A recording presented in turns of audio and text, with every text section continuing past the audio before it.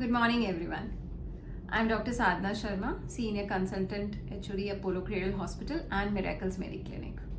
So, आज हम बात करेंगे about ways of cervical dilatation. Now, what is cervix? So, इसको समझने के लिए ऐसे समझते हैं जैसे कि जब हम प्रेगनेंसी होती है तो प्रेगनेंसी यूट्रस में होती है और जो यूट्रस का माउथ होता है उसको हम बोलते हैं cervix, right? Now the uterus holds the baby and cervix को आप एक तरीके से समझिए it's like a plug, right?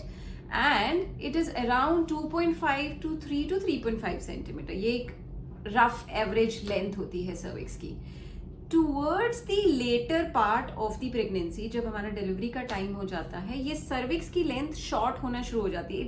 It is like ऐसे अपटेक होना शुरू हो जाता है जिसको हम बोल सकते हैं कि thinning of the cervix. And once जब ये अपटेक कंप्लीट होता है उसके बाद माउथ खुलना शुरू होता है जिसको हम बोलते हैं डायलेटेशन. जब ये डायलेटेशन फुल होती है विच इज 10 सेंटीमीटर्स, तब डिलीवरी के लिए हमें फुल डायलेटेशन चाहिए होती है. सो हम क्या कर सकते हैं कि हमारी फाइंडिंग्स, मतलब हमारे जो सर्वाइकल चेंजेस हैं, ये अप्रोप्रिएट हों ताकि नॉर्मल डिलीवरी हो सके.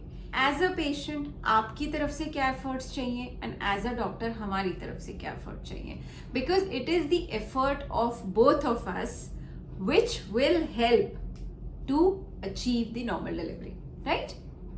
तो इसमें जो सर्वाइकल डायलिटेशन के लिए जो चेंजेस हमारे फेवरेबल हों, मैंने अपने लास्ट वीडियो में भी बताया था कि कुछ एक्सरसाइजेस हैं जो आप करिए. Be active, do butterfly exercise, do squats, you can do duck walk if you are able to.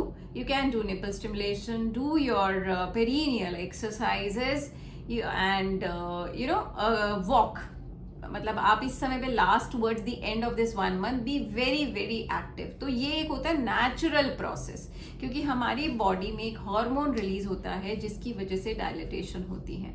Now once either you will come into spontaneous labour, या हो सकता है कोई मेडिकल कोमॉर्बिडिटी हो जिसकी वजह से हमें डिसीजन लेना हो इंडक्शन का.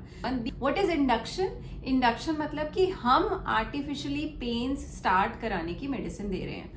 Once the labor starts, it's like a normal labor. फिर वो चाहे आप normal labor की तरह आए चाहे आप वैसे आए, it is like normal.